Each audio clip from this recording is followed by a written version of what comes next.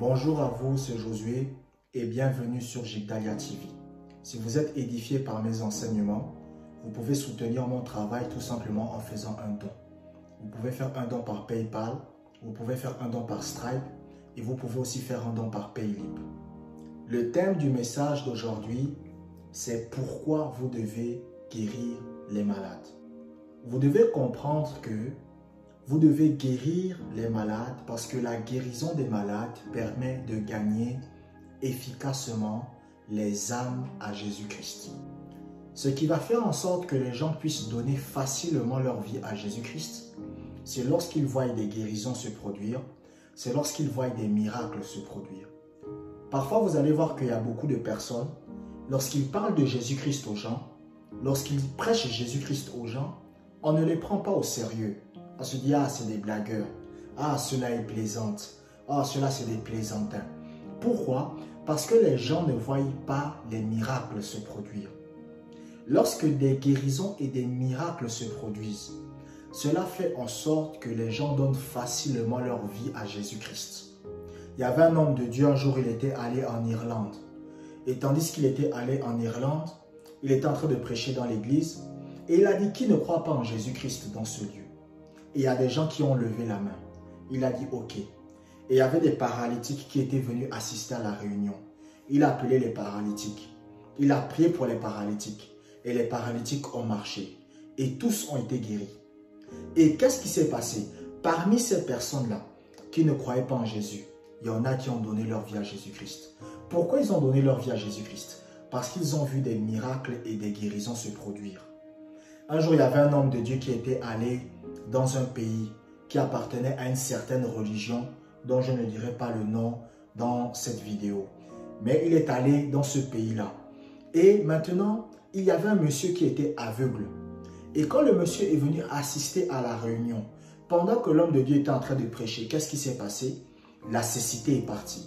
Et il a dit, je peux voir, je peux voir, je peux voir. Ensuite, il est allé voir l'homme de Dieu. Il a dit, je veux donner ma vie à Jésus-Christ. L'homme de Dieu lui a dit, mais pourquoi tu veux donner ta vie à Jésus-Christ? Pourquoi avant tu ne voulais pas donner? Il a dit, parce que j'ai vu le miracle que Jésus-Christ a opéré dans ma vie. Et il y a beaucoup d'autres personnes qui ont vu ça, qui ont aussi donné leur vie à Jésus-Christ. Parce que les miracles et les guérisons emmènent la conversion des gens. Ça, c'est quelque chose que beaucoup de chrétiens n'arrivent pas à comprendre. Kenneth Hagin, il raconte qu'un jour, il était à une réunion de l'église. Et il y avait un monsieur qui était incapable de marcher. Et quand Kenneth Hagin a prié pour lui, le monsieur a été guéri. Maintenant, ce monsieur retourne chez lui, bien évidemment, en marchant. Maintenant, un jour, comme ça, il avait ses voisins. Ses voisins le voient en train de marcher. Ses voisins ont couru. Ils ont dit, mais qu'est-ce qui s'est passé? Non, c'est que tu es paralytique. Comment ça se fait maintenant que toi, tu as été guéri? Et c'est là que le monsieur va répondre que non. Je suis allé dans une réunion et un homme de Dieu a prié pour moi et j'ai été guéri. Et c'est ce qui a fait en sorte que les voisins de ce monsieur ont été sauvés. Ils ont donné leur vie à Jésus-Christ. La raison pour laquelle beaucoup de personnes aujourd'hui n'arrivent plus à donner leur vie à Jésus-Christ, c'est parce qu'ils ne voient pas des miracles. Vous devez comprendre qu'en tant que chrétien, nous ne sommes pas appelés à gagner les âmes sans les miracles. Un chrétien qui n'est pas capable d'opérer des guérisons, d'opérer des miracles, ne doit pas aller vers les gens pour leur prêcher l'évangile. Mais gloire soit rendue à Dieu, vous avez cette capacité. C'est pour cela que vous allez voir par exemple que dans certains pays, le Seigneur Jésus-Christ est respecté. Mais dans d'autres pays, le Seigneur Jésus-Christ n'est pas respecté. Pourquoi? Parce que les hommes de Dieu, les chrétiens, n'opèrent plus dans la puissance de Dieu. Ils n'opèrent plus dans les miracles.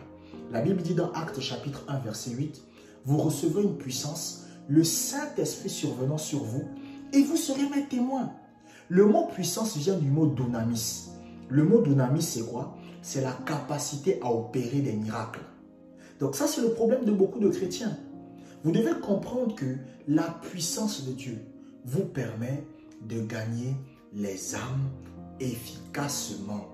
Ça permet de gagner les âmes efficacement. C'est pour cela qu'il y a un pasteur qui a dit que lorsque vous prêchez la parole de Dieu et que vous enlevez la puissance de Dieu, vous enlevez toute l'essence du christianisme. La Bible dit quoi? La Bible dit que l'évangile, c'est la puissance de Dieu pour ceux qui croient. Lorsque vous lisez la Bible, l'apôtre Paul va dire, le royaume de Dieu ne consiste pas en paroles, mais aussi en puissance. Ça veut dire que lorsque quelqu'un prêche la parole de Dieu, vous devez aussi être capable de manifester la puissance de Dieu.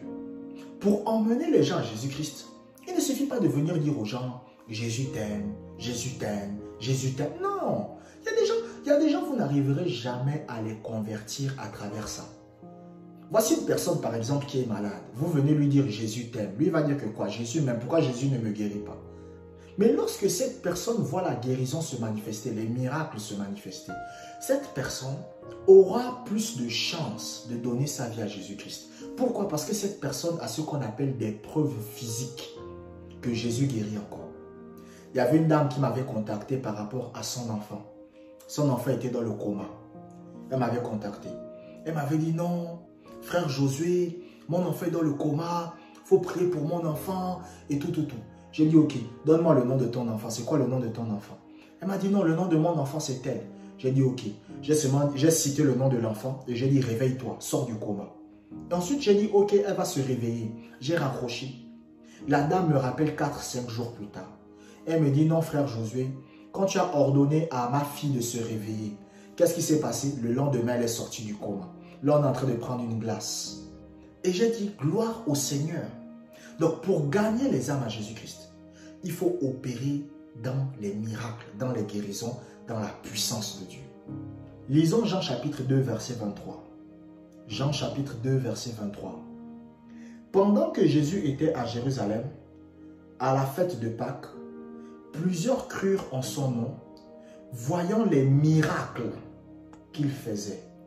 Qu'est-ce qu'on vous dit dans ce passage biblique? Dans ce passage biblique, on vous dit que beaucoup de gens croyaient en Jésus. Mais après, on vous révèle pourquoi ils croyaient en Jésus. Est-ce qu'ils ont cru en Jésus à cause de son bon comportement? Non. Est-ce qu'ils ont cru en Jésus parce que Jésus était l'homme le plus saint de toute la terre? Je ne suis pas en train de dire que Jésus péchait, non.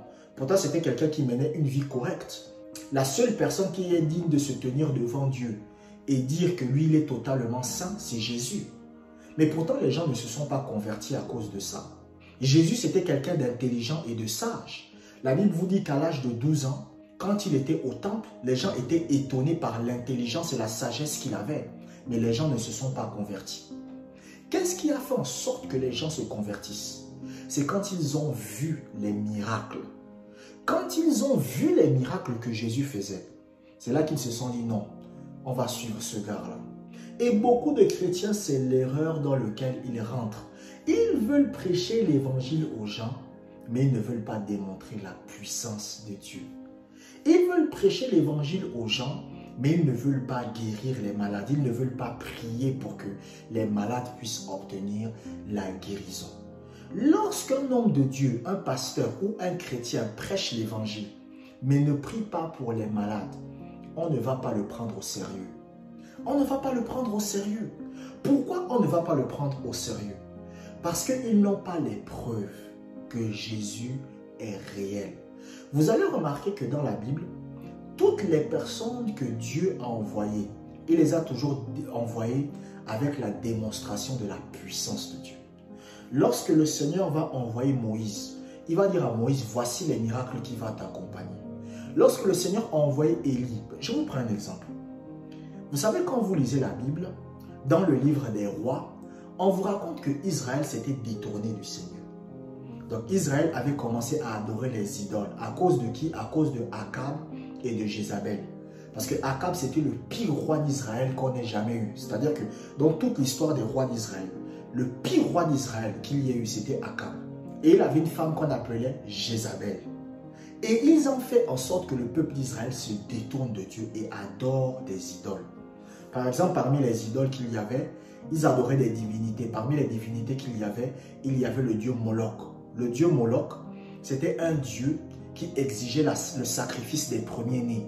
C'est-à-dire que si vous avez votre enfant premier-né, vous le sacrifiez et ensuite vous mangez sa chair.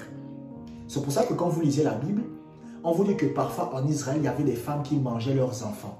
À cause de quoi? C'était le culte de Moloch. Donc vous mettez l'enfant sur l'autel, l'enfant brûle. Quand l'enfant brûle, vous mangez ensuite sa chair. Donc il mangeait la chair humaine. C'est ça qui s'est passé en ce temps-là. Mais qu'est-ce que le Seigneur va faire?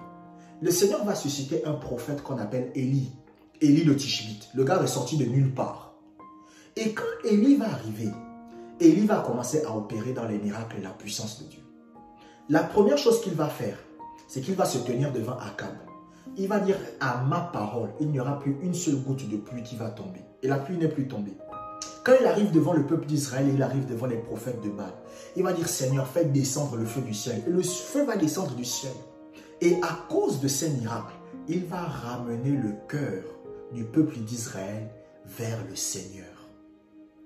Donc, vous devez comprendre que quand vous êtes un chrétien, comment vous ramenez le cœur des païens vers Dieu? C'est à travers les miracles, c'est à travers les guérisons, c'est à travers la manifestation de la puissance de Dieu. Dieu n'envoie jamais quelqu'un en mission sans lui donner la puissance de Dieu. Jamais. Quand Dieu vous envoie, il vous donne aussi la capacité de guérir les malades. Pourquoi il vous donne la capacité de guérir les malades? Pour emmener les âmes à Christ. La capacité de guérir les malades, c'est pour tous les chrétiens. La capacité de guérir les malades, ce n'est pas réservé pour les pasteurs, non. La raison pour laquelle je prie pour les malades et les malades sont guéris, ce n'est pas parce que je suis un pasteur, ce n'est pas parce que je suis un homme de Dieu, mais c'est parce que je suis simplement un chrétien. La condition sine qua non pour guérir les malades, c'est simplement d'être un chrétien d'abord. Si vous êtes un chrétien, la capacité de guérir les malades est en vous. Donc, vous ne pouvez pas dire, ah, moi je suis un pasteur, je ne peux pas prier pour que les malades soient guéris. Non. Si vous êtes un chrétien, peu importe le poste que vous occupez, peu importe votre milieu social, peu importe vos origines, vous avez la capacité de guérir les malades. Et la capacité de guérir les malades, c'est ce qui va faire en sorte que vous gagnez efficacement les âmes. Ce qui fait en sorte que vous gagnez efficacement les âmes, c'est lorsque vous guérissez les malades, lorsque vous opérez dans la puissance de Dieu. Lisons Jean chapitre 11, versets 43 à 46. Jean chapitre 11, versets 43 à 46. Ayant dit cela, il cria d'une voix forte, « Lazare, sors !» Et le mort sortit, les pieds et les mains liés de bandes, et le visage enveloppé d'un linge. Jésus leur dit, « Déliez-le et laissez-le aller. » Plusieurs des Juifs qui étaient venus vers Marie et qui virent ce que fit Jésus, crurent en lui. Quand vous lisez ce passage, on est en train de vous parler d'un groupe de Juifs qui ne croyaient pas en Jésus. Et ils ne croyaient pas en Jésus. C'est-à-dire qu'eux, quand ils voyaient Jésus, ils disaient, « Ah, c'est un blagueur ce type. » On venait leur parler de Jésus, que non, Jésus, vraiment, c'est quelqu'un qui a été envoyé par Dieu. Les gars disaient, ah, on ne croit pas, c'est un charlatan. Et la Bible dit que qu'est-ce qui va se passer? Lazare va mourir. Donc les gars ont vu comment Lazare était mort. Ils ont vu comment le corps de Lazare sentait et pourrissait. Puisque la Bible dit que quand le Seigneur Jésus-Christ est venu et qu'il savait que Lazare était mort, quand il a mis rouler la pierre, la sœur de Lazare a dit quoi? Elle a dit que non, il sent déjà, c'est-à-dire que son corps est déjà en putréfaction. Donc vraiment, les odeurs, c'est déjà l'odeur des cadavres. Son corps est en train de pourrir. Et les Juifs qui étaient là ont vu ça. Quand Jésus va dire maintenant, Lazare sort, et Lazare va sortir et qu'il est ressuscité, la Bible dit que les Juifs qui disaient d'abord que Jésus était un charlatan, les Juifs qui disaient que Jésus était un voleur, la Bible dit qu'ils ont donné leur vie à Jésus-Christ. C'est-à-dire qu'ils ont cru en lui. C'est-à-dire qu'ils l'ont pris au sérieux et ils l'ont suivi. C'est pour cela que quand vous lisez la Bible va par exemple vous parler d'un homme qu'on appelle Joseph d'Arimathée. Joseph d'Arimathée, c'était quelqu'un qui était un disciple de Jésus. C'était un homme riche. Parce que ce que les gens ne savent pas, c'est que dans l'église de Jésus, il y avait des gens riches.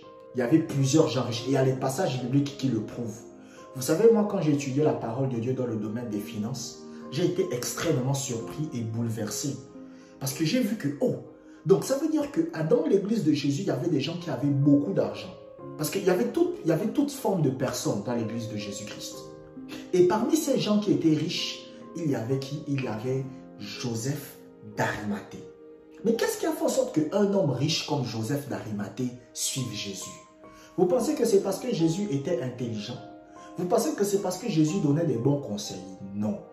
La raison pour laquelle Joseph d'Arimathée suivait Jésus, alors que c'était un homme très riche, c'est les miracles et les guérisons. Un jour, j'ai écouté l'histoire d'un président de la République. On lui disait qu'un pasteur est venu vraiment dans le pays pour vraiment prêcher Jésus. Et le président ne prenait pas ça au sérieux. C'était un président africain, d'Afrique de l'Ouest. Il ne prenait pas au sérieux. Il a dit, ah, les hommes de Dieu là. Quand l'homme de Dieu est arrivé, l'homme de Dieu a commencé la croisade. Les miracles ont commencé à se faire.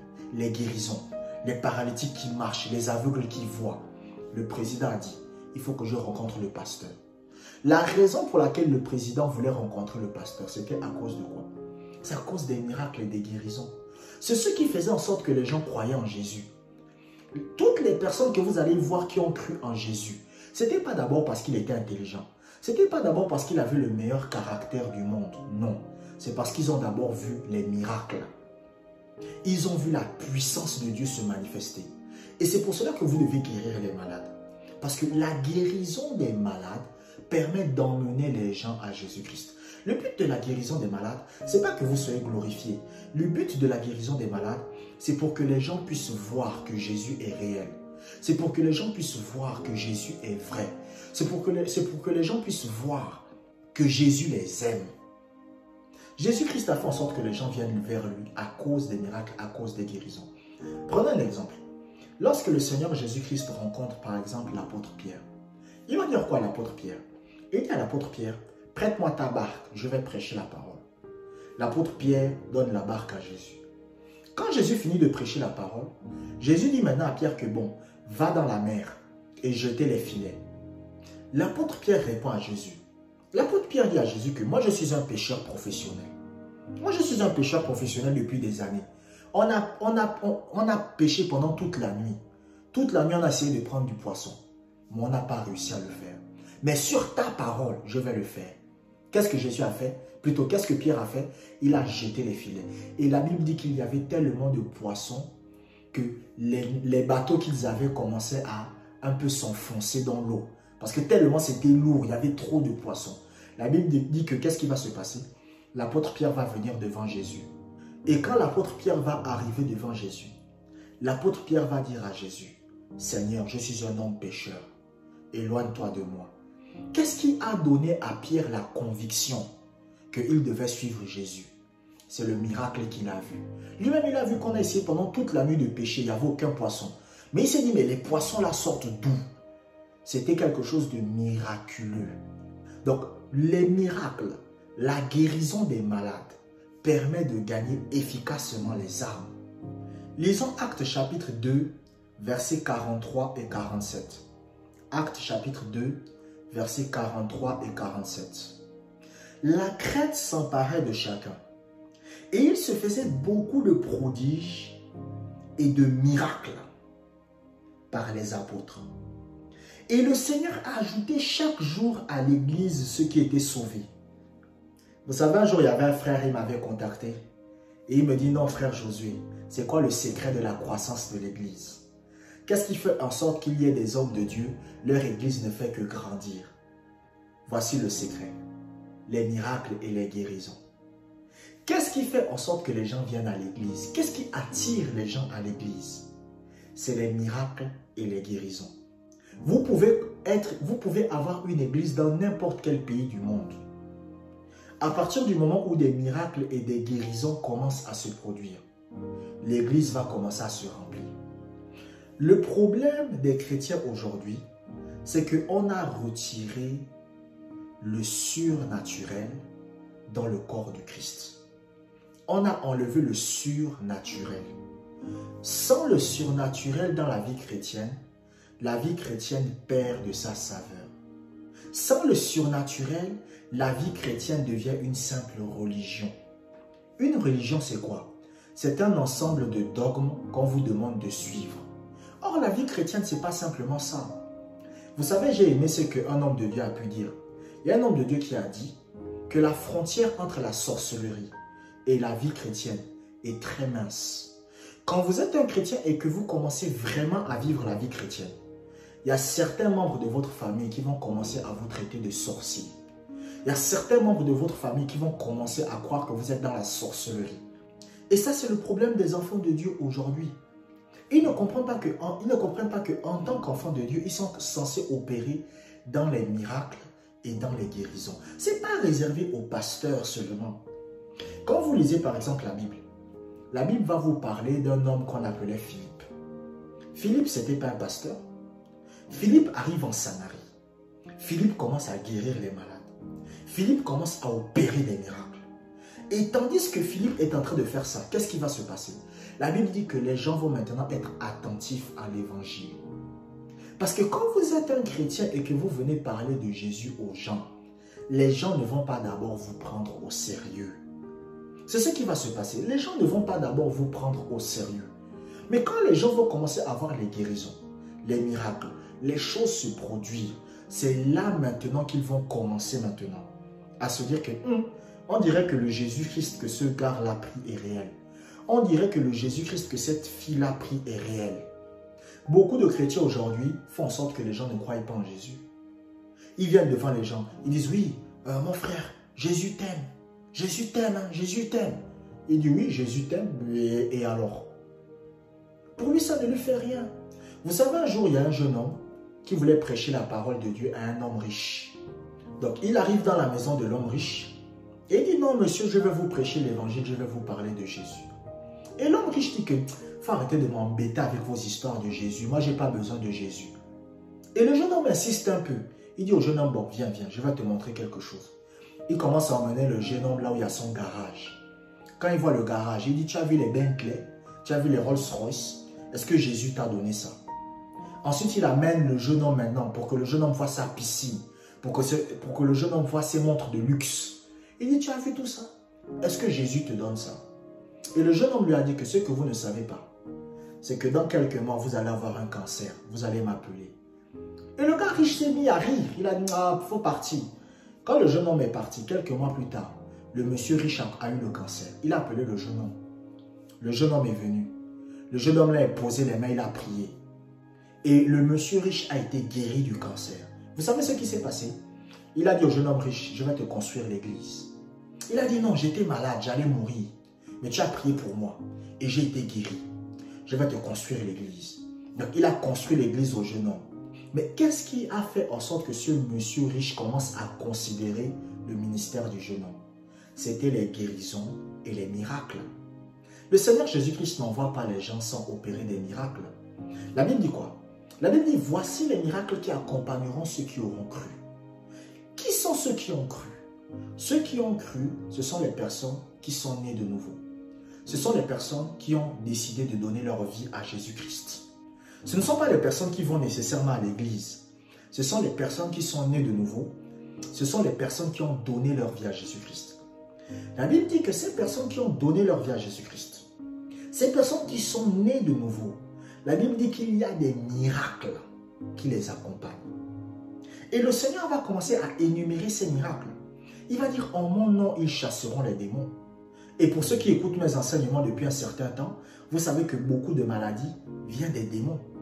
Beaucoup de maladies que les gens ont viennent des démons. Donc vous avez l'autorité pour ordonner à ces maladies de partir. Et quand maintenant les gens sont guéris, qu'est-ce qu'ils font? Donner leur vie à Jésus-Christ devient simple et facile. Lisons Actes chapitre 5, versets 12 à 14. Actes chapitre 5, versets 12 à 14. Beaucoup de miracles et de prodiges se faisaient au milieu du peuple par les mains des apôtres. Ils se tenaient tous ensemble au portique de Salomon, et aucun des autres n'osait se joindre à eux. Mais le peuple les louait hautement. Le nombre de ceux qui croyaient au Seigneur, hommes et femmes, s'augmentait de plus en plus. Regardez ce que ce passage biblique dit. La Bible dit quoi?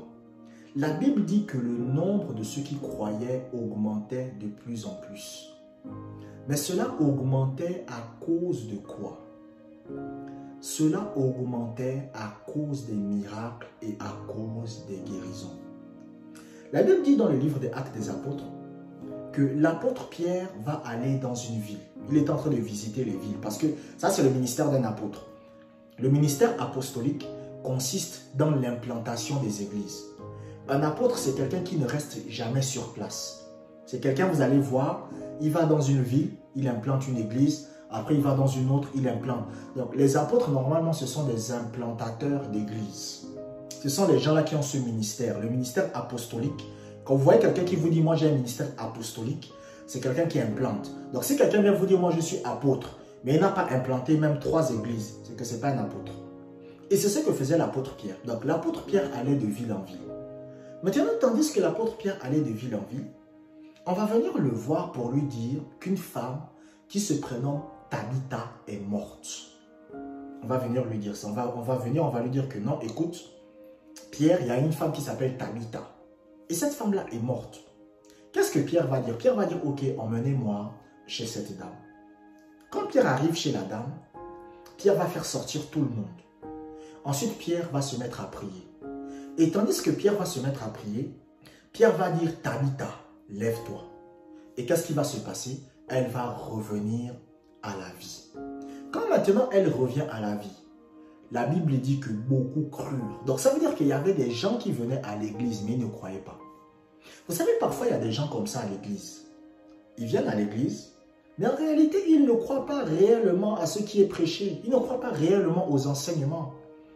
Vous savez, la dernière fois, j'étais en train d'écouter un homme de Dieu, et il racontait que dans l'église, il avait sa comptable. Et sa comptable, il détournait l'argent de l'église. Donc, il y avait beaucoup d'argent qui passait. Et eux, ils voulaient construire des églises et tout. Mais qu'est-ce que cette femme faisait? Cette femme détournait l'argent de l'église. Elle volait l'argent de l'église. Pourquoi? Parce qu'en réalité, elle ne croyait pas que Dieu était réel dans cette église. Une personne qui croit que Dieu est réel, que Dieu est vrai, ne va pas voler l'argent d'une église. Quand vous voyez quelqu'un qui vole l'argent dans l'église, c'est que dans le fond, il ne croit pas réellement que Dieu est là. C'est pour cela que vous allez voir que Judas, en réalité, ne croyait pas réellement en Jésus. Il ne croyait pas réellement en Jésus. Parce que c'était quelqu'un qui volait l'argent dans l'église.